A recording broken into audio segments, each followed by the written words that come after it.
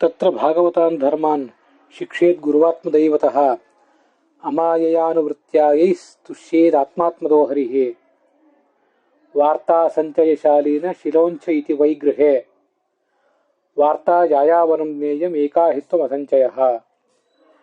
ಶ್ರೀ ಗುರುಭ್ಯೋ ನಮಃ.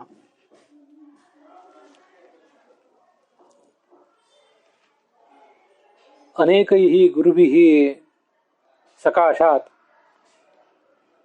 ಅನೇಕಾನ್ ಭಾಗವತಾನ್ ಧರ್ಮಾನ್ ಸಾಧಕಃ ಶಿಕ್ಷೇತ್. ತೈಶ್ಚ ಅನೇಕೈಃ ಗುರುಭಿಃ ಉಪದಿಷ್ಟಂ ಭಗವತ್ತತ್ವಮೇವ ಸುಸ್ಥಿರಾಯ ಸುಪುಷ್ಕಲಾಯ ಜ್ಞಾನಾಯ ಕಲ್ಪತೆ. ನಹಿ ಏಕಸ್ಮಾತ್ ಗುರೋರ್ಜ್ಞಾನಂ ಸುಸ್ಥಿರಂ ಸ್ಯಾತ್ ಸುಪುಷ್ಕಲಂ.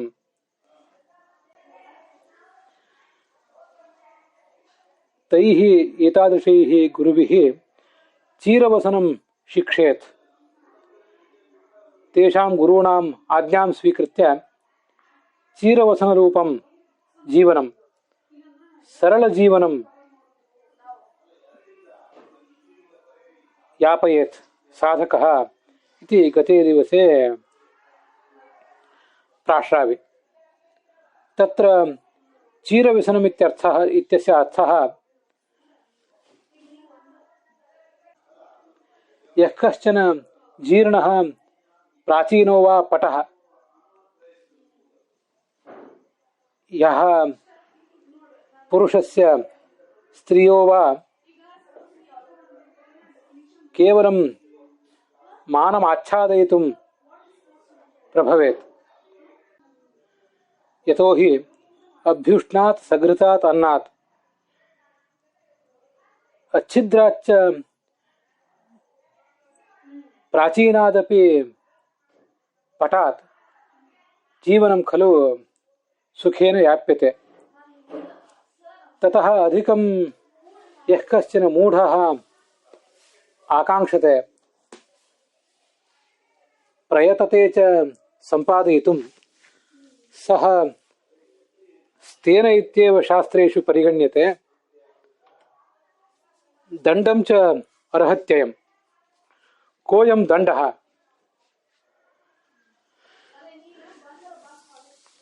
ದಂಡಸ್ತು ರಾಜ್ಞಾ ದೀಯಮಾನಃ ದಂಡಃ ಇತ್ಯಸ್ಯ ಇತಿ ನಾರ್ಥಃ.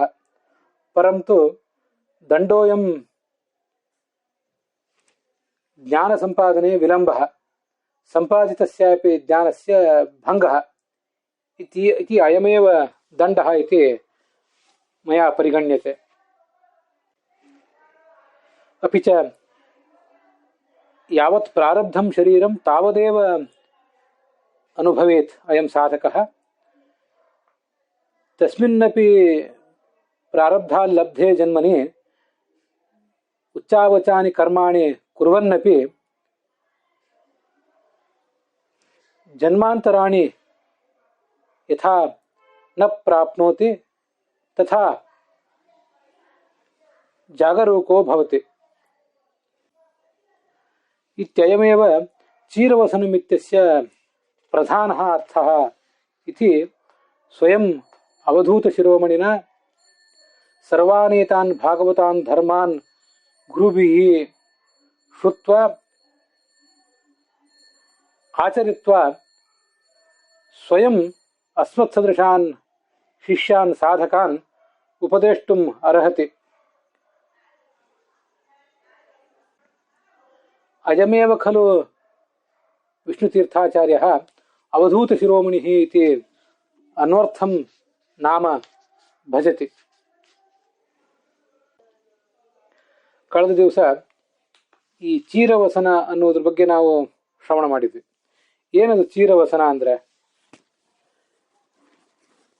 ಯಾವ ಬಟ್ಟೆ ಉಟ್ಟರೆ ನಮ್ಮ ಮಾನ ಮುಚ್ಚಲಿಕ್ಕೆ ಸಾಧ್ಯ ಆಗ್ತದೋ ಅಷ್ಟು ಬಟ್ಟೆಗಾಗಿ ಮತ್ತೆ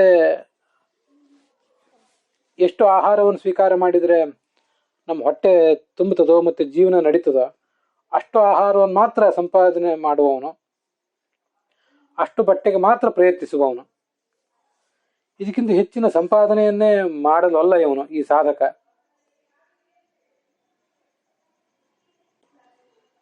ಹೆಚ್ಚಿನ ಸಂಪಾದನೆಯ ಆತನಿಗೆ ಬೇಕಾಗಿಲ್ಲ. ಆದ್ದರಿಂದ ಯಾರದೋ ಮುಂದೆ ಕೈಯೊಡ್ಡಬೇಕಾದಂತಹ ಪ್ರಸಂಗವೂ ಅವನಿಗಿಲ್ಲ. ಕಳೆದ ದಿವಸ ಮನುಸ್ಮೃತಿಯ ಶ್ಲೋಕವನ್ನು ನೋಡಿದ್ವಿ. ಒಂದಿಷ್ಟು ಬಿಸಿ ಅನ್ನ, ತುಪ್ಪ, ಹರಿಯದಿರುವ ಬಟ್ಟೆ, ಹಳದಾದ್ರೆ ಏನಂತೆ, ಬಣ್ಣ ಕೆಟ್ಟಿದ್ರೆ ಏನಂತೆ, ಹರಿಯದೇ ಇದ್ದಿದ್ದಿರಬೇಕು, ನಮ್ಮ ಮಾನ ಮುಚ್ಚುವಂತಿರಬೇಕು ಅಂತ ಒಂದು ಬಟ್ಟೆ ಆದ್ರೆ ಸಾಕು. ಇದಕ್ಕಿಂತ ಹೆಚ್ಚಿಂದನ ನಾವು ಬಯಸಬಾರದು. ಬಯಸಿದ್ರೆ ಆತ ಕಳ್ಳ ಅಂತ ಕರೆಸ್ಕೋತಾನೆ, ಅವನಿಗೆ ದಂಡ ಹಾಕಬೇಕು ಅಂತ. ಏನದು ದಂಡ? ಒಂದಿಷ್ಟು ಜೈಲು ವಾಸನವೋ, ಶಿಕ್ಷೆಯೋ, ಏನನ್ನೋ ಕೊಡೋದು, ಒಂದಿಷ್ಟು ಫೈನ್ ಹಾಕೋದು, ದುಡ್ಡಿನ ರೂಪದಲ್ಲಿ ಅವನಿಗೆ ಫೈನ್ ಹಾಕೋದು, ಹೇಗೆ ಅಂತೆಲ್ಲ ನಮ್ಗೆ ಅನಿಸ್ತಿರ್ಬೋದು. ನನ್ನ ಅನಿಸಿಕೆ ಹೀಗಿದೆ. ಮಹತ್ವದ ಸಂಗತಿ ಇದು. ಜೀವನದಲ್ಲಿ ನಮಗೆ ಬೇಕಾದ್ದಕ್ಕಿಂತ, ವಾಸ್ತವಿಕವಾಗಿ ಬೇಕಾದ್ದಕ್ಕಿಂತ ಹೆಚ್ಚಿನದನ್ನ ನಾವು ಗಳಿಸುವ ಪ್ರಯತ್ನ ಮಾಡ್ತಾ ಇದ್ದೀವಿ. ಅಥವಾ ಕೆಲವು ಬಾರಿ ಯಾರಾದರೂ ಕೊಟ್ಟದ್ದನ್ನ ಸ್ವೀಕರಿಸ್ತಾ ಇದ್ದೀವಿ ಕೂಡ. ದಾನ ಸ್ವೀಕಾರ ಮಾಡುವಾಗ ನಮಗೆ ಸಂಯಮ ಇಲ್ಲದಂತಾಗಿದೆ. ಸಂಯತಾಶ್ಚ ಪರಿಗ್ರಹೇ ಅಂತ ರಾಮಾಯಣ ಕಾಲದ ಬ್ರಾಹ್ಮಣರು ಏನು ಬದುಕ್ತಿದ್ರು, ಅದಕ್ಕೆ ವಿರುದ್ಧವಾಗಿ ಒಂದು ಸಂಯಮ, ಹಿಡಿತ ಕಳ್ಕೊಂಡು ಕೊಟ್ಟದ್ದೆಲ್ಲವನ್ನೂ ಕೂಡ ನಾವು ಪರಿಗ್ರಹಿಸ್ತಾ ಇದ್ದೀವಿ. ಇನ್ನು ಕೆಲವರು ಹೆಚ್ಚಿನದನ್ನು ಗಳಿಸ್ತಾನೇ ಇದ್ದಾರೆ. ಹೀಗೆ ಗಳಿಸುವ, ಆ ಗಳಿಸಿದ್ದನ್ನು ಅನುಭವಿಸಲಿಕ್ಕೆ ತೊಡಗುವ ಮತ್ತೆ ಸ್ವೀಕರಿಸುವ ಇವರೆಲ್ಲರೂ ಕೂಡ ಕಳ್ಳರೆ. ಅವ್ರಿಗೆ ದಂಡ ಆಗಬೇಕು ಅಂತ. ಅದೇನು ದಂಡ ಅಂದ್ರೆ,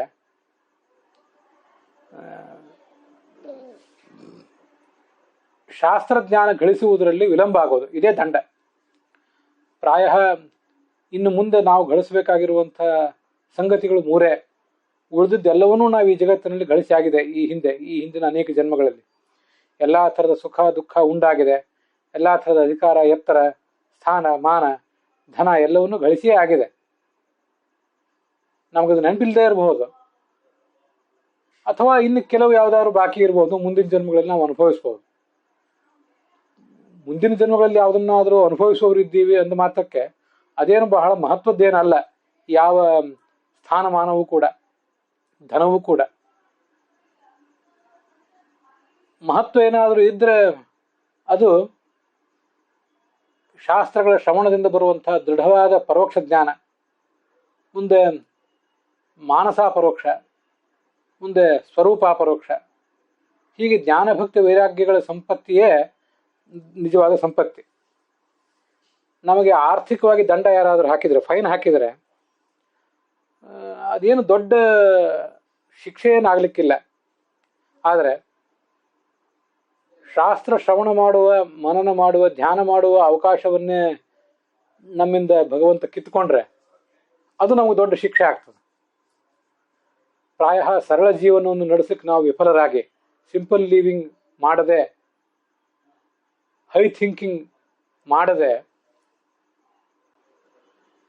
ನಮ್ಮ ಈ ಜೀವನವನ್ನು, ನಮ್ಮ ಈ ದೇಹವನ್ನು ಯಾವ್ಯಾವುದಕ್ಕೂ ನಾವು ಉಪಯೋಗ ಮಾಡಿಬಿಟ್ವಲ್ಲ, ನಮ್ಮ ಸಮಯ ಶಕ್ತಿಯನ್ನೆಲ್ಲ ನಾವು ಯಾವ್ಯಾವುದಕ್ಕೂ ಉಪಯೋಗಿಸ್ಬಿಟ್ವಲ್ಲ, ಅದಕ್ಕಾಗಿ ಶ್ರವಣ ಮನನ ಧ್ಯಾನಗಳನ್ನು ಮಾಡಬೇಕಾದ ಅವಕಾಶಗಳನ್ನು ವಿಧಿ ನಮ್ಮಿಂದ ಕಿತ್ಕೋತದೆ. ಆದ್ದರಿಂದ ಈಗಾಗಲೇ ಒಂದಿಷ್ಟು ಗಳಿಸಿದ ಜ್ಞಾನ ಇದ್ದರೆ ಅದು ಸ್ಥಗಿತ ಆಗಿಬಿಡ್ತದೆ. ಮತ್ತೆ ಹೊಸ ಜ್ಞಾನ ಬರುವುದು ವಿಳಂಬಿತ ಆಗ್ತದೆ. ಹೀಗೆ ನಮ್ಮ ಸಾಧನೆಯ ಮಾರ್ಗದಲ್ಲಿ ಇವೆಲ್ಲ ವಿಘ್ನಗಳು ಬಂದು ಕುತ್ಕೋತವೆ. ದಂಡ ಅಂದ್ರೆ ಇದು. ಜಾಣನಿಗೆ ಮಾತಿನ ಪೆಟ್ಟು, ಕೋಣನಿಗೆ ದೊಣ್ಣೆಯ ಪೆಟ್ಟು ಅಂತ. ವಸ್ತುತಃ ನಾವೆಲ್ಲ ಜಾಣರೇ. ಶ್ರವಣ ಮರಣ ಧ್ಯಾನ ಮಾಡಬೇಕು, ಜ್ಞಾನ ಭಕ್ತಿ ವೈರಾಗ್ಯಗಳನ್ನು ಸಂಪಾದನೆ ಮಾಡಬೇಕು ಅಂತ ಗೊತ್ತಿದೆ ನಮಗೆ.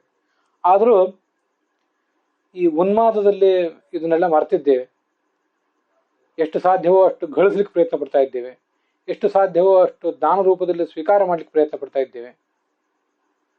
ಸರಳ ಜೀವನ ನಾವು ಮರ್ತೇ ಬಿಟ್ಟಿದ್ದೀವಿ. ಉನ್ನತ ವಿಚಾರಧಾರೆಗಳು, ತಾತ್ವಿಕ ವಿಚಾರಧಾರೆಗಳನ್ನ ನಮ್ಮ ತಲೆ ಮೇಲೆ ಅವು ಬಂದು ಬೀಳದಂತೆ, ನಮ್ಮ ಮೆದುಳಿಗೆ ಅವು ಬಂದು ತಲುಪದಂತೆ ನಾವು ಸುಖ ಭೋಗ ಇವುಗಳ ಕಂಫರ್ಟ್ನಲ್ಲೇ ಜೀವನ ನಡೆಸ್ತಾ ಇದ್ದೇವೆ. ಇದರಿಂದಾಗಿ ನಮಗೆ ಶ್ರವಣ ಮಾಡುವ ಅವಕಾಶ, ಮನನ ಮಾಡುವ ಅವಕಾಶ, ಧ್ಯಾನ ಮಾಡುವ ಅವಕಾಶ ತಪ್ಪಿ ಹೋಗ್ತದಲ್ಲ, ಅದು ವಿಳಂಬಿತ ಆಗ್ತದಲ್ಲ, ಅದೇ ನಮಗೆ ಫೈನ್, ದಂಡಮರ್ಹತೆ ಅಂದ್ರೆ ಅದೇ. ಮನುಷ್ಯ ಇದನ್ನ ಯಾವತ್ತೂ ನೆನಪಲ್ಲಿ ಇಟ್ಕೊಂಡಿರ್ಬೇಕು. ಎಷ್ಟೆಷ್ಟು ಈ ಭೋಗಗಳಲ್ಲಿ ನಾವು ಮುಳುಗ್ತೇವೆ ಅಷ್ಟಷ್ಟು ನಮಗೆ ಜ್ಞಾನದ ಅವಕಾಶಗಳು ದೂರ ಆಗ್ತವೆ, ವಿಳಂಬಿತ ಆಗ್ತವೆ ಅಂತ. ಅದಕ್ಕಾಗಿ ಚೀರವಸನ ಅಂದ್ರೆ ಸರಳವಾದ ಜೀವನ ನಡೆಸುವುದು. ಮತ್ತೆ ಇನ್ನೊಂದು ಅರ್ಥ ಚೀರವಸನ ಅಂತ ಕೃಷ್ಣ ತೀರ್ಥಾಚಾರ್ಯ ಹೇಳಿದ್ರು, ಈಗೇನು ಪ್ರಾರಬ್ಧ ಕರ್ಮದಿಂದ ಈ ಜನ್ಮ ಬಂದಿದೆ, ಈ ಜನ್ಮವೊಂದನ್ನು ಹೇಗಾದ್ರೂ ಮಾಡಿ ಸವಿಸುವುದು. ಆ ಮಾತು ಹೆಚ್ಚು ಅಪರೋಕ್ಷ ಜ್ಞಾನಿಗೆ ಅನ್ವಯಿಸ್ತದೆ, ನಮಗೆ ಅನ್ವಯಿಸ್ಲಿಕ್ಕಿಲ್ಲ. ಆದರೂ ಮತ್ತೆ ಮತ್ತೆ ಹುಟ್ಟಿಸಲೇಬೇಡ ಕೃಷ್ಣ, ಹುಟ್ಟಿಸಿದ್ದಕ್ಕೆ ಸಾಕು ಎನ್ನುವಂತ ಭಗವಂತನನ್ನು ಕೇಳ್ಕೋಬೇಕು. ಮತ್ತೆ ಹುಟ್ಟುತ್ತಾ ಇದ್ದೇನೆ, ಮತ್ತೆ ನಾನಾ ಥರದ ಕರ್ಮಗಳನ್ನು ಮಾಡ್ತಾನೇ ಇದ್ದೀನಿ, ಹಿಂದೆ ಮಾಡಿದ ಕರ್ಮಗಳ ಫಲವಾಗಿ ಈ ಜನ್ಮಗಳನ್ನು ಪಡೆದೆ, ಈಗಲೂ ಮತ್ತೆ ಅಂಥ ಕರ್ಮಗಳನ್ನೇ ಮಾಡ್ತಾ ಮತ್ತಷ್ಟು ಜನ್ಮಗಳನ್ನೇ ನಾನು ಪಡಿತಾ ಹೋದ್ರೆ ಚತುರ್ದಶೋಧ್ವಜೀವಿನಿ ಸಂಸಾರಶ್ಚಾದಿ ವರ್ಜಿತ ಅಥೋ ವಿತ್ವಾ ಪರಂ ದೇವಂ ಮೋಕ್ಷಾಶಾಖಾ ಮಹಾಮುನಿ ಅಂತ ಒಂದು ಸುಂದರವಾದ ಸಂದೇಶ ನಮಗೆ ತಿಳಿಸುವಂತೆ, ಪ್ರತಿಯೊಂದು ಜನ್ಮದಲ್ಲೂ ಪ್ರಾಯ ಮನುಷ್ಯರಾಗಿ ನಾವು ಹುಟ್ಟಿದಾಗ 14 ವರ್ಷಕ್ಕಿಂತ ಹೆಚ್ಚು ಬದುಕ್ತೇವೆ. 14 ವರ್ಷ ಬದುಕಿದಾಗ ಮುಂದಿನ ಜವಾಬ್ದಾರಿ ನಮಗೆ 14 ವರ್ಷಗಳ ನಂತರ ಬರ್ತದೆ. ಇಂಥ ಅನೇಕ ಜನ್ಮಗಳನ್ನು ನಾವು ತಾಳ್ತಾ ಹೋದಾಗ, ಆ ಅನೇಕ ಕರ್ಮಗಳನ್ನು ನಾವು ಮಾಡ್ತಾ ಹೋದಾಗ, ಆ ಕರ್ಮಗಳು ಮತ್ತಷ್ಟು ನಮ್ಮನ್ನ ಒಂದೊಂದು ಜನ್ಮದಲ್ಲಿ ನಾವು ಮಾಡುವ ಕರ್ಮಗಳು ಮುಂದಿನ 10 ಜನ್ಮಗಳಿಗೆ ಸಾಕಾಗುವಷ್ಟು ಬೀಜಗಳನ್ನು ತಯಾರು ಮಾಡ್ತವೆ. ಹೀಗಾದಾಗ ಭಗವಂತನನ್ನು ತಿಳಿಯದೆ ಸರಳ ಜೀವನ ನಡೆಸದೆ ಹೈ ಥಿಂಕಿಂಗ್ ಅಂದ್ರೆ ಸಾಕಾಷ್ಠ ಸಹ ಪರಾಗತಿ ಅಂತ ಅತ್ಯುನ್ನತ ಸ್ಥಾನದಲ್ಲಿರುವ ಪರಾಗತಿ, ಸತಾಂಗತಿ, ಮುಕ್ತಾನಾಂ ಪರಮಾಗತಿ ಅಂತ ಅನ್ಸ್ಕೊಂಡಿರುವ ಭಗವಂತನನ್ನ ಧ್ಯಾನಿಸುವುದೇ ಹೈ ಥಿಂಕಿಂಗ್. ಹೀಗೆ ಸಿಂಪಲ್ ಲಿವಿಂಗ್ ಮತ್ತು ಹೈ ಥಿಂಕಿಂಗ್ ಮಾಡದೆ ಮೋಕ್ಷಕ್ಕೆ ಹೋಗುವ ಆಸೆ ಹೇಗೆ? ನಮಗೆ ಏನು ಆಸೆ ಇಟ್ಕೊಳ್ಳಿಕ್ಕೆ ಸಾಧ್ಯ ಅನ್ನೋದು ಸದಾ ನಮಗೆ ಎಚ್ಚರದಿಂದ ಇರಬೇಕು. ಇದು ಗಳಿಸುವಾಗ ಎಚ್ಚರದಿಂದ ಇರಬೇಕು, ಈ ಎಚ್ಚರ ಇರಬೇಕು ನಮಗೆ. ಮತ್ತೆ ಗಳಿಸಿದ್ದನ್ನ ಖರ್ಚು ಮಾಡಿ ಅನುಭವಿಸುವಾಗ ಈ ಎಚ್ಚರ ಇರಬೇಕು. ದಾನ ಸ್ವೀಕಾರ ಮಾಡುವಾಗ ಎಲ್ಲ ಸಂದರ್ಭದಲ್ಲೂ ಕೂಡ ಈ ಎಚ್ಚರ ಇರಬೇಕು. ವೃತ್ತಿ ಸಂಕೋಚಮನ್ವಿಚ್ಛೇದ್ ನ ಲಭೇದ್ ಧನ ವಿಸ್ತರಂ ಧನಲಾಭೇ ಪ್ರವೃತ್ತಸ್ತು ಬ್ರಾಹ್ಮಣ್ಯಾದೇವ ಹೀಯತೆ ಅಂತ ಒಂದು ಮಾತು.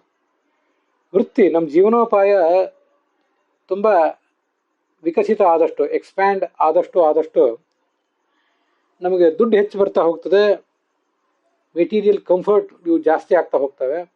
ಆದರೆ ನಮಗೆ ಶಾಸ್ತ್ರವನ್ನು ಗ್ರಹಿಸುವ ಮತ್ತು ಇನ್ನೊಬ್ಬರಿಗೆ ಬೋಧಿಸುವ, ಪರಿಣಾಮಕಾರಿಯಾಗಿ ಬೋಧಿಸುವಂಥ ಶಕ್ತಿ ಕಡಿಮೆ ಆಗಿಬಿಡುತ್ತೆ. ಧನಲಾಭದಲ್ಲಿ ಪ್ರವೃತ್ತನಾದವನು ಬ್ರಾಹ್ಮಣ್ಯವನ್ನೇ ಕಳ್ಕೊತಾನೆ. ಬ್ರಾಹ್ಮಣ್ಯವನ್ನೇ ಕಳ್ಕೊಂಡ್ರೆ ಅವನಿಗೆ ಶಾಸ್ತ್ರ ಅರ್ಥ ಆದೀತು ಹೇಗೆ? ಅವನು ಇನ್ನೊಬ್ಬರಿಗೆ ಯಾರಿಗಾದ್ರೂ ಹೇಳಿದ್ರೆ ಅವ್ರಿಗೆ ಅರ್ಥ ಆದೀತು ಹೇಗೆ?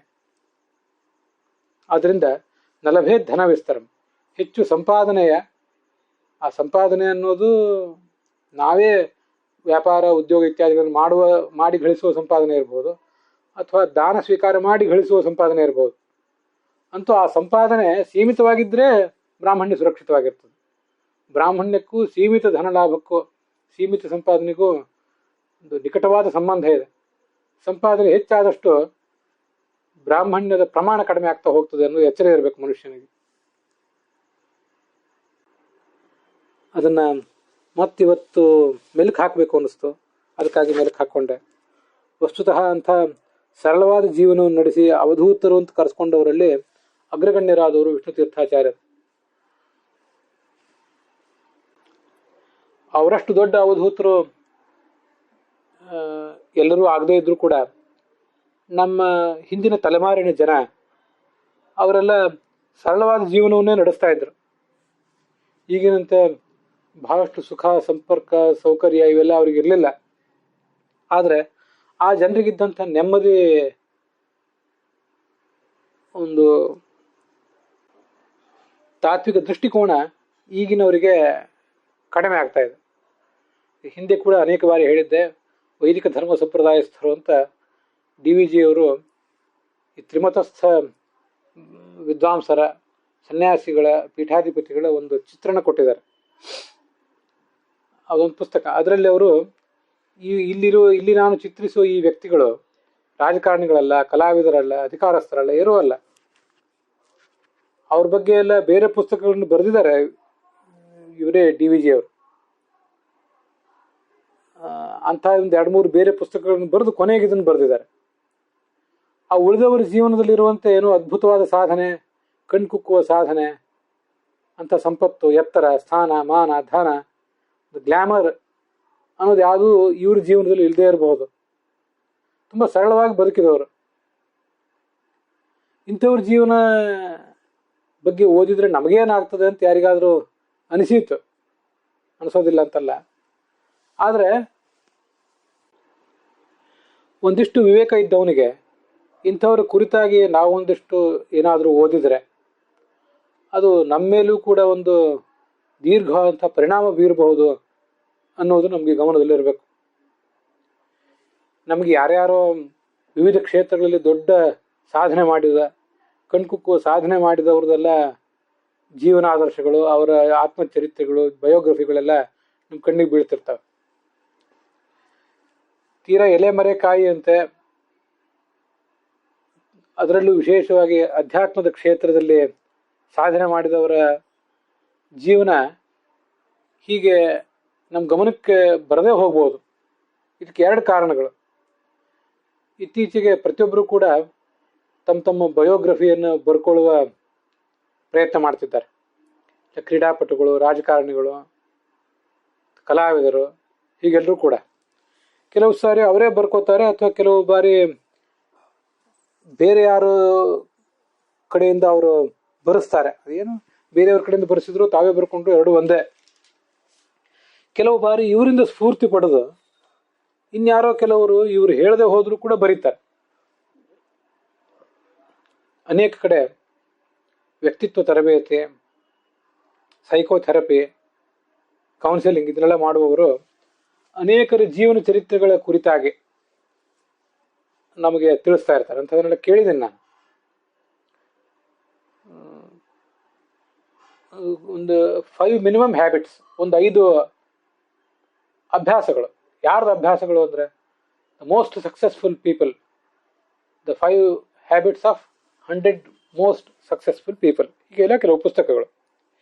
ಜೀವನದಲ್ಲಿ ಯಶಸ್ಸು ಕಂಡಂಥ, ಬೇರೆ ಬೇರೆ ರಂಗಗಳಲ್ಲಿ ಯಶಸ್ಸು ಕಂಡಂಥ ಒಂದು 100 ಜನ ಅವರನ್ನು ಪಟ್ಟಿ ಮಾಡಿದರೆ ಅವರು 5 ಅಭ್ಯಾಸಗಳನ್ನ ಏನು ಇಟ್ಕೊಂಡಿದ್ರು, ಹಾರ್ಡ್ ವರ್ಕು ಇಂಥದ್ದೆಲ್ಲ ಕೆಲವೊಂದು ಹೇಳ್ತಾರೆ. ಇಂಥದ್ದೆಲ್ಲ ತುಂಬ ನಮ್ಮ ಗಮನಕ್ಕೆ ಬರ್ತಿರ್ತದೆ. ಆದರೆ ಅವು ಯಾವ ಸಾಧನೆಯನ್ನು ಮಾಡಲಿಕ್ಕೆ ನಮಗೆ ಪ್ರೇರಣೆ ಕೊಡ್ತವೆ, ನಮಗೆ ಯಾರು ಮಾಡೆಲ್ ಆಗ್ತಾರೆ, ಯಾವ ಪುಸ್ತಕಗಳನ್ನ ಓದ್ತೀವೋ ಅಂಥವರೇ ನಮಗೆ ಮಾಡೆಲ್ ಆಗ್ತಾರೆ. ಏನಾದರೂ ಮಾಡಿ ಹೆಚ್ಚು ಹಣ ಮಾಡಬೇಕು, ಹೆಚ್ಚು ಹೆಸರು ಮಾಡಬೇಕು. ಕೆಲವರು ಅದನ್ನು ಅನ್ಯಾಯದಿಂದ ಮಾಡಿರ್ತಾರೆ, ಅದು ಆ ಕಡೆ ಇರಲಿ. ನ್ಯಾಯದಿಂದ ಆದರೂ ಕೂಡ ಹಣ ಹೆಸರು ಮಾಡುವುದು ಏನು ಸುಲಭದ ಸಂಗತಿ ಅಲ್ಲ, ಕಷ್ಟದ ಸಂಗತಿಯೇ. ಮಾಡಲಿಕ್ಕೆ ಬೇಕಾದಂಥ ಒಂದು ಕೌಶಲ ಸಿಕ್ಕಾಗ, ಒಂದು ಮಾರ್ಗ ಸಿಕ್ಕಾಗ ಅದು ಸುಲಭವೇ ಆಗ್ತದೆ, ಅದು ಇರಲಿ. ಅಂತೂ ಜಗತ್ತಿನಲ್ಲಿ ಹಣ, ಹೆಸರು, ಸ್ಥಾನ, ಮಾನ, ಧನ ಇದನ್ನೆಲ್ಲ ಸಂಪಾದನೆ ಮಾಡಬೇಕು ಅಂತಿದ್ದವರು ಎಲ್ಲರೂ ಅನ್ಯಾಯದಿಂದಲೇ ಮಾಡ್ತಾರೆ ಅಂತ ನಾವೇನು ಭಾವಿಸ್ಬೇಕಾಗಿಲ್ಲ. ಅನೇಕ ಜನ ನ್ಯಾಯ ಮಾರ್ಗದಲ್ಲೇ ಮಾಡ್ತಾರೆ, ಅದು ಆ ಕಡೆ ಇರಲಿ. ನ್ಯಾಯ ಮಾರ್ಗದಲ್ಲಿ ಆದರೂ ಕೂಡ ಅಷ್ಟೊಂದು ಕಷ್ಟಪಟ್ಟು ನಮ್ಮ ಸಮಯ, ಶಕ್ತಿ ಇದೆಲ್ಲವನ್ನು ಕೂಡ ವ್ಯಯಿಸಿ ಅದನ್ನು ಪಣವಾಗಿಟ್ಟು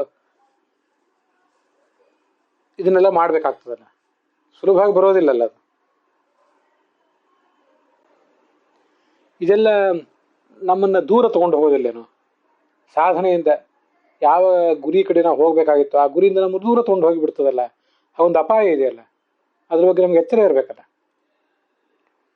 ಈಗ ಹರಿವಂಶದಲ್ಲಿ ಆ 7 ಜನ ಮುನಿಕುಮಾರರ ಕಥೆ ಒಂದು ಬರ್ತದೆ. ಸಪ್ತವ್ಯಾಧ ದಶಾರಣೇಶು ಮೃಗ ಕಾಲಂಜರೇಗಿರವು ಚಕ್ರವಾಕ ಶರದ್ವೀಪೆ ಹಂಸ ಸರಸಿ ಮಾನಸೆ ಅಂತ ಹೀಗೊಂದು ಕಥಾ ಬರ್ತದೆ. ಮೂಲತಃ ಮುನಿಕುಮಾರರಾಗಿದ್ದವರು ಕೆಲವರು ತಾವು ಮಾಡಿದ ಒಂದು ಅನಾಚಾರದಿಂದಾಗಿ ಪತನ ಹೊಂದಿ ಮತ್ತೆ ಪ್ರಾಣಿ ಪಕ್ಷಿಗಳ ಜನ್ಮವನ್ನೆಲ್ಲ ತಾಳಿ ಮತ್ತೆ ಮನುಷ್ಯ ಜನ್ಮವನ್ನು ತಾಳಿ ಬ್ರಾಹ್ಮಣ ಜನ್ಮವನ್ನು ತಾಳಿ ಉದ್ಧಾರದ ಹಂತದಲ್ಲಿ ಇರ್ತಾರೆ. ಅಲ್ಲೊಂದು ನಮ್ಮೆಲ್ಲರ ಕಣ್ ತೆರೆಸುವಂಥ ಘಟನೆ ನಡೀತದೆ. ಈ 7 ಜನ ಅದು ಯಾವುದೋ ಒಂದು ಗ್ರಾಮವೋ ಅಥವಾ ಒಂದು ಊರೋ ಅದರಲ್ಲೊಂದು ಮಾರ್ಗ ಅಲ್ಲೆಲ್ಲೋ ಹೊರಟಿರ್ತಾರೆ. ಅಲ್ಲಿ ಒಬ್ಬ ರಾಜ, ಅವನ ಪರಿವಾರ, ಅವನ ಮಂತ್ರಿಗಳು, ಸೇನಾಪತಿಗಳು, ಅವ್ರದ್ದು ಒಂದು ತಂಡ ಹೊರಟಿರ್ತದೆ. ಅದನ್ನು ನೋಡಿ 7 ಜನರಲ್ಲಿ 3 ಜನ ಮನಸೋಲ್ತಾರೆ ಆ ರಾಜನ ವೈಭವ ಇತ್ಯಾದಿಗಳಿಗೆ. ಇನ್ನು 4 ಜನ ಅದಕ್ಕೆ ಮನಸೋಲೋದಿಲ್ಲ. ಇದರ ಮುಂದಿನ ಜನ್ಮದಲ್ಲಿ ಈ ಯಾರಿಗೂ ಅದಕ್ಕೆ ಮನಸ್ಸು ಹೋತಿರೋದಿಲ್ಲ 4 ಜನ, ಅವರು ಸಾಧನೆಯ ಮಾರ್ಗದಲ್ಲಿ ಮುಂದೆ ಧಾವಿಸ್ತಾರೆ. ಈ 3 ಜನ ಒಬ್ಬ ರಾಜ ಆಗಿ, ತಾನೂ ಒಬ್ಬ ರಾಜ ಆಗಿ, ಮಂತ್ರಿಯಾಗಿ, ಮತ್ತೊಬ್ಬ ಸೇನಾಪತಿಯಾಗಿ ಇನ್ನೊಬ್ಬ ಜನಿಸ್ತಾರೆ. ಸಾಧನೆಗೆ ಹಿನ್ನಡೆ ಆಗ್ತದೆ. ಅದರಿಂದ ಇದು ಪುರಾಣದಲ್ಲೇ ಬರುವಂಥ ಒಂದು ಕಥೆ. ನಾವು ಯಾರನ್ನೋ ನೋಡಿ ಅವರನ್ನು ನಮ್ಮ ಆದರ್ಶವನ್ನಾಗಿ, ಮಾಡೆಲನ್ನಾಗಿ ಇಟ್ಕೊಳ್ಳೋದು, ಅದರಿಂದ ಏನಾಗ್ತದೆ? ಹಣ ಬರ್ಬೋದು, ಹೆಸರು ಬರ್ಬೋದು, ಆದರೆ ಸಾಧನೆಯ ಮಾರ್ಗದಿಂದ ನಾವು ಕೆಳಗೆ ಇಳಿತೀವಲ್ಲ. ಜೀವನ ಅನ್ನೋದೊಂದು ಹಾವು ಏಣಿ ಆಟ ಇದ್ದ ಹಾಗೆ. ಯಾವುದೋ ಒಂದು ಏಣಿ ಸಿಕ್ಕಾಗ ಮೇಲೆ ಹೋಗ್ತೇವೆ, ಮತ್ತೊಂದು ಯಾವುದೋ ಹಾವು ಕಚ್ಚಿದಾಗ ಕೆಳಗೆ ಬರ್ತೀವಿ. ನಮ್ಮ ಸ್ಥಿತಿ ಹೇಗಿರ್ತದೆ? ಅನೇಕ ಬಾರಿ ನಾವು ಕೆಳಗೆ ಬಿದ್ದದ್ದೇ ಗೊತ್ತಿರೋದಿಲ್ಲ, ಕೆಳಗೆ ಬಿದ್ದದ್ದನ್ನೇ ಮೇಲೆ ಏರಿದ್ದೇವೆ ಅಂತ ಭ್ರಮಿಸಿರ್ತೀವಿ. ಅಂಥ ಮದ ನಮಗೆ. ಕುಡುಕರಿಗೆ ತಾವು ಕೆಳಗೆ ಬಿದ್ದಿದ್ದೀವೋ ಮೇಲೆ ಬಿದ್ದಿದ್ದೀವೋ, ಬಿದ್ದಿದ್ದು ಚರಂಡಿಯೋ ಮನೆಯೋ ಅಂತೂ ಗೊತ್ತಿರೋದಿಲ್ಲ. ಹಾಗಿರ್ತದೆ ಜೀವನ ಸ್ಥಿತಿ. ದುರಾಪೂರೇಣ ಮೋಹೇನ ರಾಗೇಣ ಚ ಬಲೀಯಸ ಶೇಷಂ ಗೃಹೇಶು ಸಕ್ತಸ್ಯ ಪ್ರಮತ್ತಸ್ಯ ಪ್ರಯಾತಿ ಅಂತ ಭಾಗವತನೇ ಹೇಳ್ತದೆ. ದುರಾಪೂರೇಣ ಮೋಹೇನ, ಕೊನೆಯಿಲ್ಲದ ತಣಿಸಲಾಗದ ಮೋಹ, ರಾಗ,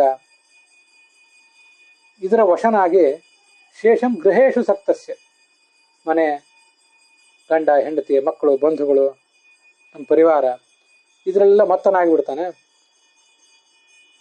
ಪ್ರಮತ್ತಸ್ಯ, ಬರೇ ಮದ ಅಲ್ಲ, ಬಲವಾದ ಮದ. ಆ ಉನ್ಮಾದದಲ್ಲಿದ್ದವನಿಗೆ ತಾನು ಪತನ ಹೊಂದಿರುವುದು ಗೊತ್ತಾಗೋದಿಲ್ಲ. ಆಗ ಸಿಕ್ಕಿರುವಂಥ ಸ್ಥಾನ, ಮಾನ ಇತ್ಯಾದಿಗಳನ್ನ ಎಂಜಾಯ್ ಮಾಡ್ಲಿಕ್ಕೆ ಅವ್ನು ಕಲ್ತು ಬಿಡ್ತಾನೆ. ಅದು ಒಂದು ದುರಂತ. ಬಿದ್ದಿದ್ದೀನಿ ಅನ್ನೋದೇ ಯಾರಿಗೆ ಗೊತ್ತಿಲ್ವೋ ಅವನು ಹೇಳಬೇಕು ಅಂತ ಪ್ರಯತ್ನ ಮಾಡ್ತಾನೆ. ಹೇಗೆ ಬಹಳ ಜಾಣನಾದವನು ಬೀಳುವುದೇ ಇಲ್ಲ, ಅವನಿಗಿಂತ ಕಡಿಮೆ ಆದವನು ಬಿದ್ದರೂ ಕೂಡ ಹೇಳ್ತಾನೆ, ಅವನಿಗಿಂತಲೂ ಕಡಿಮೆ ಆದವನು ಬಿದ್ದಿದ್ದೀನಿ ಅನ್ನುವ ಪರಿವೇ ಇಲ್ದೇನೆ ಹಾಗೆ ಇದ್ದಿರ್ತಾನೆ. ಅದಕ್ಕಾಗಿ ಪ್ರಮತ್ತಸ್ಯ, ಈಗ ನಾವು ಬಿದ್ದಿರ್ತೀವಿ ಅಂತ ಹೇಳೋದು. ಮಹಾಭಾರತದ ಆಶ್ವಮೇಧಿಕ ಪರ್ವದಲ್ಲಿ ವೈಷ್ಣವ ಧರ್ಮ ಪರ್ವಗಳು ಅಂತ ಏನು ಬರ್ತವೆ, ಅದರಲ್ಲಿ ಬರುವಂಥ ಒಬ್ಬ ಅವಧೂತನ ಉಪದೇಶವನ್ನ ಹಿಂದೆ 1-2-3 ಬಾರಿ ಹೇಳಿದ್ದೆ. ತುಂಬ ಸುಂದರವಾದಂಥ ಒಂದು ಭಾಗ ಅದು. ನಮ್ಮನ್ನು ಆತ್ಮವಿಮರ್ಶೆಗೆ ತೊಡಗಿಸುವಂಥ ಭಾಗ ಅದು. ಅವಧೂತನ ಕಥೆ, ಅವಧೂತ ಅಂತಲೇ ಶಬ್ದ ಅಲ್ಲಿ ಬರೋದು. ಒಬ್ಬ ಅವಧೂತ ಗುರು ತನ್ನ ಶಿಷ್ಯನ ಜೊತೆಗೆ ಮಾಡಿದ ಸಂವಾದವನ್ನು ಕೃಷ್ಣ ಪಾಂಡವರಿಗೆ ಬೋಧಿಸ್ತಾನೆ. ಆ ಗುರು ಅವಧೂತ ತುಂಬ ಸಮಚಿತ್ತನಾಗಿರ್ತಾನೆ, ಅಧ್ಯಾತ್ಮದಲ್ಲಿ ಬಹಳ ಎತ್ತರಕ್ಕೆ ಏರಿರ್ತಾನೆ. ಶಿಷ್ಯ ಅವನನ್ನು ಕೇಳ್ತಾನೆ, ಇಂಥ ಒಂದು ನಿಶ್ಚಲತೆ ನಿಮ್ಗೆ ಹೇಗೆ ಬಂತು ಅಂತ. ಅದಕ್ಕೆ ಅವನು ಹೇಳುವಂಥ ಮಾತುಗಳು ಹೀಗಿದೆ. ಆ ಮಾತುಗಳು: ಗುರುವೃತ್ಯ ಪರಂತಪಃ ತಸ್ಮೈ ತುಷ್ಟಸ್ಸ ಶಿಷ್ಯಾಯ ಪ್ರಸನ್ನೋ ವಾಕ್ಯಮಬ್ರವೀತ್. ಸಿದ್ಧ ಹೇಳಿದಂತೆ, ಸಿದ್ಧ ಉವಾಚ: ವಿವಿಧೈ ಕರ್ಮಭಿಸ್ತಾತ ಪುಣ್ಯಯೋಗೈಶ್ಚ ಕೇವಲೈ. ನಾನಾ ಥರದ ಕರ್ಮಗಳಿಂದ, ನಾನಾ ಥರದ ಪುಣ್ಯಗಳಿಂದ, ನಾನಾ ಥರದ ಗತಿಗಳನ್ನು ನಾವೆಲ್ಲ ಹೊಂದುತ್ತೇವೆ. ಅಶುಭಾಗತಯ ಪ್ರಾಪ್ತಾ, ನಾನಾ ಥರದ ಗತಿಗಳನ್ನು ನಾವು ಹೊಂದುತ್ತೇವೆ. ನಾನು ಹೊಂದಿದ್ದೇನೆ ಪಾಪ ಸೇವನ, ಪಾಪಕರ್ಮಗಳನ್ನು ಮಾಡಿದ್ರಿಂದ. ಪುನಃ ಪುನಶ್ಚ ಮರಣಂ, ಜನ್ಮ ಚೈವ ಪುನಃ ಪುನಃ, ಮತ್ಮತ್ತೆ ಮರಣ ಹೊಂದಿದ್ದೀನಿ, ಮತ್ಮತ್ತೆ ಜನ್ಮ ಹೊಂದಿದ್ದೀನಿ. ಆಹಾರ ವಿವಿಧ ಭುಕ್ತಾ, ನಾನಾ ಥರದ ಆಹಾರಗಳನ್ನು ಸೇವಿಸಿದ್ದೇನೆ. ಪೀತಾ ನಾನಾ ವಿಧ ಸ್ತನಾಹ, ಯಾವುದ್ಯಾವುದೋ ಜಲಜಂತುವಾಗಿ, ಪಕ್ಷಿಯಾಗಿ, ಕ್ರಿಮಿಕೀಟವಾಗಿ ನಾನಾ ಥರದ ಜನ್ಮಗಳನ್ನೆಲ್ಲ ನಾನು ತಳೆದಾಗಿದೆ.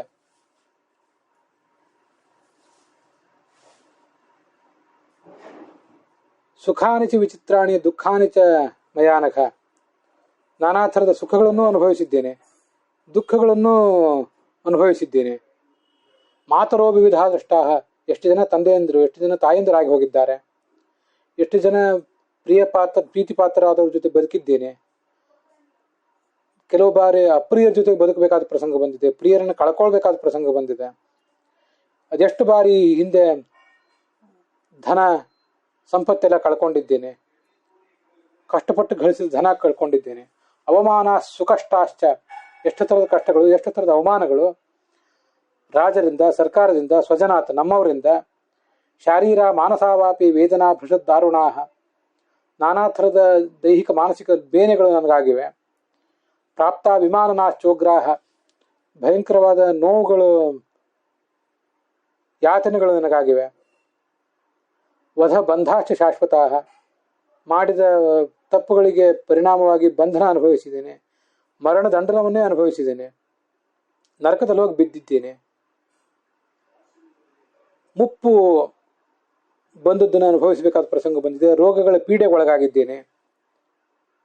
ಲೋಕೇಸ್ಮಿನ್ ಅನುಭೂತಾನಿ ದ್ವಂದ್ವಜಾನಿ ಭೃಷಮ್ಮಯ, ಈ ಹಿಂದೆ ಇದೆಲ್ಲವನ್ನು ನಾನು ಅನುಭವಿಸೇ ಇದ್ದೇನೆ.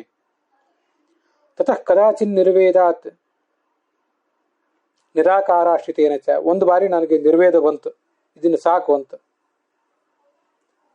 ನಿರಾಕಾರಾಶ್ರಿತೇನ ಚ, ಪ್ರಾಕೃತಾಕಾರ ರಹಿತನಾದ ಭಗವಂತನನ್ನು ನಾನು ಆಗ ಶರಣ ಹೋದೆ. ಲೋಕತಂತ್ರಂ ಪರಿತ್ಯಕ್ತಂ, ಈ ಜಗತ್ತು ಬದುಕುವ ರೀತಿಯನ್ನು, ಯಾವುದನ್ನ ಲೈಫ್ ಸ್ಟೈಲ್ ಅಂತ ಹೇಳ್ತೇವೆ, ಅಂಥ ಲೈಫ್ ಸ್ಟೈಲನ್ನೆಲ್ಲ ನಾನು ದೂರ ಮಾಡಿದೆ. ಯಾಕೆಂದ್ರೆ ದುಃಖಾರ್ಥೇನ, ಜಗತ್ತಿನಲ್ಲಿ ಹೀಗೆ ಮತ್ತೆ ಮತ್ತೆ ಹುಟ್ಟಿ ಸತ್ತು ನನಗೆ ತಡೆಯಲಾರದ ದುಃಖ ಆಗಿತ್ತು. ಹುಟ್ಟಿಸಲೇಬೇಡ ಕೃಷ್ಣ, ಹುಟ್ಟಿಸಿದಕ್ಕೆ ಸಾಕು ಅನ್ನುವುದಕ್ಕೆಲ್ಲ ಇದೇ ಅರ್ಥ.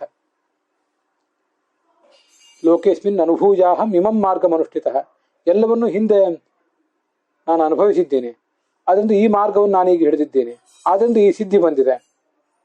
ಪ್ರಸಾದಾರ ಆತ್ಮನೋಮಯ, ಭಗವಂತನ ಪ್ರಸಾದದಿಂದ ಈ ಸಿದ್ಧಿಯನ್ನು ನಾನು ಪಡ್ಕೊಂಡಿದ್ದೇನೆ. ನಾಹಂ ಪುನರಿಹಾಗಂತ ಲೋಕಾನ್ ಆಲೋಕಯಾಮ್ಯಹಂ, ಮತ್ತೆ ನನಗೆ ಈ ಪ್ರಾಕೃತ ಜಗತ್ತಿನಲ್ಲಿ ಇರುವುದು ಬೇಡ ಆಗಿದೆ. ಈ ಸಿದ್ಧ ಪುರುಷ ಮತ್ತು ಅವನ ಶಿಷ್ಯರ ನಡುವಿನ ಸಂವಾದ, ಅದು ಕೃಷ್ಣನ ಕಿವಿಗೆ ಆ ಸಂವಾದದ ಬಗ್ಗೆ ಬಂದು ತಲುಪಿದ್ದು. ಕೃಷ್ಣ ಅದನ್ನು ಪಾಂಡವರಿಗೆ ಹೇಳಿದ್ದು. ಆಶ್ವಮೇಧಿಕ ಪರ್ವದಲ್ಲಿ ಏನಿದೆ ಅದನ್ನು ನನಗೆ ಮರೀಲಿಕ್ಕೆ ಸಾಧ್ಯ ಆಗ್ತಿಲ್ಲ. ಅದಕ್ಕೆ ಮತ್ತೆ ಅದನ್ನು ಪ್ರವಚನದಲ್ಲಿ, ಸ್ವಪ್ರವಚನದಲ್ಲಿ ನನಗೆ ನಾನು ಹೇಳ್ಕೊತಾ ಇರ್ತೇನೆ. ನನ್ನ ಸ್ವಪ್ರವಚನವು ಪರಪ್ರವಚನ ಆದರೆ, ಅದರಿಂದ ಇನ್ನೊಬ್ರಿಗೇನಾದರೂ ಲಾಭ ಆದರೆ ಅದು ಅವ್ರಿಗೆ ಬಿಟ್ಟದ್ದು. ಮೂಲತಃ ಇದೆಲ್ಲ ಸ್ವಪ್ರವಚನ, ನನಗಾಗಿ ನಾನು ಮಾಡಿಕೊಳ್ಳುವ ಪ್ರವಚನ, ನನ್ನ ಆತ್ಮವಿಮರ್ಶೆ ನಾನು ಮಾಡ್ಕೊಳ್ತಾ ಇರೋದಷ್ಟೇ ಇದು. ಆದ್ದರಿಂದ ನಾವು ಸಿಂಪಲ್ ಲಿವಿಂಗ್ ಮಾಡಲಿಕ್ಕೆ ವಿಫಲರಾಗಿದ್ದಕ್ಕೆ, ಹೈ ಥಿಂಕಿಂಗ್ ಬೆಳೆಸ್ಕೊಳ್ಳೋದಕ್ಕೂ ಕೂಡ ವಿಫಲರಾಗಿದ್ದಕ್ಕೆ ಭಗವಂತ ನಮ್ಗೆ ಈಗಾಗಲೇ ಸಾಕಷ್ಟು ದಂಡನೆ ಕೊಟ್ಟಿದ್ದಾನೆ. ಮತ್ತೆ ಆ ದಂಡನವನ್ನೇ ಅವನು ಹೆಚ್ಚು ಮಾಡುವುದು ಬೇಡ. ಜೈಲಿನಲ್ಲಿ ಬಿದ್ದವರಿಗೆ ಅವರ ಸದ್ವರ್ತನೆಯನ್ನು ಗಮನಿಸಿ ಜೈಲಿನ ಶಿಕ್ಷೆಯನ್ನು ಕಡಿಮೆ ಮಾಡ್ತಿರ್ತಾರೆ ಅಧಿಕಾರಿಗಳು. ಅವರು ಅಲ್ಲಿಯೂ ದುರ್ವರ್ತನೆಯನ್ನೇ ತೋರಿಸಿದ್ರೆ ಮತ್ತಷ್ಟು ಶಿಕ್ಷೆಯನ್ನೇ ಅವರಿಗೆ ಮುಂದುವರಿಸ್ತಾರೆ. ಹಾಗೆ ಭಗವಂತ ನಮಗೀಗೇನು ಶಿಕ್ಷೆ ಕೊಟ್ಟಿದ್ದಾನೆ ಅಷ್ಟು ಸಾಕು. ನಮಗೆ ಎಲ್ಲವನ್ನೂ ಶ್ರವಣ ಮಾಡಲಿಕ್ಕೆ ಆಗ್ತಿಲ್ಲ, ಶ್ರವಣ ಮಾಡಿದ್ದೆಲ್ಲವೂ ಅರ್ಥ ಆಗ್ತಿಲ್ಲ, ಅರ್ಥವಾದ್ದೆಲ್ಲವೂ ನೆನಪಿಲ್ಲ, ನೆನಪಿದ್ದುದನ್ನೆಲ್ಲ ಹೇಳಲಿಕ್ಕೆ ಬಾಯಿಯೂ ಇಲ್ಲ, ಅಂಥ ವಾಕ್ಶಕ್ತಿಯೂ ನಮಗಿಲ್ಲದಂತಾಗಿದೆ. ಇಂಥ ಎಲ್ಲ ದಂಡನೆಗಳನ್ನು ಈಗಾಗಲೇ ಅನುಭವಿಸಿದ್ದೇವೆ. ಇದನ್ನೇ ದಾಸರು ಹ್ಯಾಂಗೆ ಮಾಡಲಯ್ಯ ಕೃಷ್ಣ ಹೋಗುತ್ತಿದೆ ಆಯು ವ್ಯರ್ಥ ಅಂತ ಹಾಡಿದ್ದು. ಆಯುಷ್ಯ ವ್ಯರ್ಥವಾಗಿ ಹೋಗ್ತಾ ಇದೆ, ಹ್ಯಾಂಗೆ ಮಾಡಲಯ್ಯ, ಏನು ಮಾಡಲಿ ನಾನು, ನೀನೇ ನನ್ನನ್ನು ಕಾಪಾಡಬೇಕು ಅಂತ ಕೇಳ್ಕೊಂಡದ್ದು ಈ ಉದ್ದೇಶಕ್ಕಾಗಿಯೇ. ಅದಕ್ಕಾಗಿ ಈ ಒಂದು 2-3 ದಿವಸಗಳಲ್ಲಿ ವಿವಿಕ್ತ ದೇಶ ಸೇವಿತ್ವ ಮತ್ತು ಚೀರವಸನ ಅನ್ನೋದನ್ನೇ ನೋಡಿದ್ವಿ. ಜನಸಮ್ಮರ್ದದ ನಡುವೆ ಬದುಕುವುದು ಬೇಡ. ಈ ಮಾರಕವಾದಂಥ ಸಾಮಾಜಿಕ ಸಂಪರ್ಕದಿಂದ, ಸೋಷಿಯಲ್ ಕಾಂಟ್ಯಾಕ್ಟ್ನಿಂದ ನಾವು ದೂರ ಇರಬೇಕು. ಅದು ವಿವಿಕ್ತ ದೇಶ ಸೇವಿತ್ವ ಸಾಮಾನ್ಯವಾದ ಅರ್ಥ. ಅದಲ್ಲದೆ ಈ ದೇಹ ನಾವಲ್ಲ ಅನ್ನುವ ಎಚ್ಚರ ನಮಗೆ ಯಾವತ್ತೂ ಇರಬೇಕು. ಈ ದೇಹ ಪ್ರಾಕೃತ, ನಾನು ಅಪ್ರಾಕೃತ. ಭಗವಂತ ಹೇಗೆ ಅಪ್ರಾಕೃತನೋ ಅವನ ಪ್ರತಿಬಿಂಬನಾದ ನಾನು ಅಪ್ರಾಕೃತ ಅನ್ನುವ ಎಚ್ಚರ ಬೇಕು. ಅದು ಆ ವಿವಿಕ್ತ ಅಂತನ್ನುವುದರ ಅಂತರಾರ್ಥ.